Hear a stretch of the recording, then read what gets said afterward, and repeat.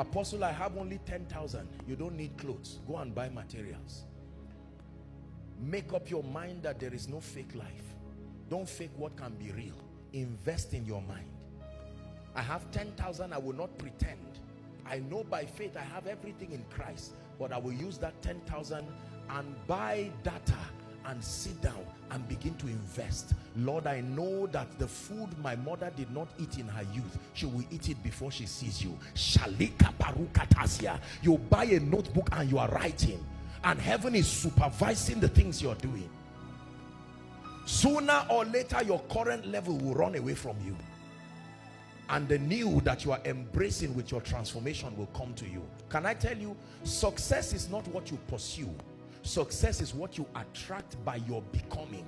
Your becoming is greater than your doing. Learn this. Business people, learn this. It is not in doing, it is your becoming.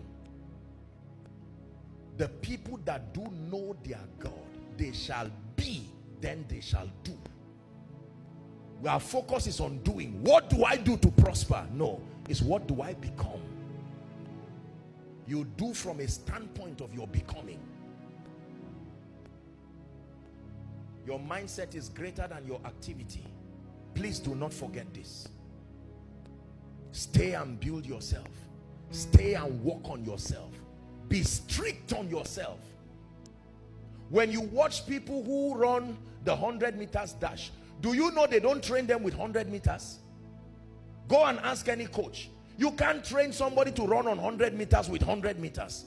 You can do 150 or 200. So his mind is already fixed on 150. So that even when he reaches 100, he has to stop himself. The mind says, continue. You were not trained with this small a distance. So stretch yourself, so that even when you have crossed the global scale, your mind is still pushing you. It is when you stand with your contemporaries, you see the excellency of your transformation. Please make up your mind that you will drive shame through diligence. Drive shame far from your life.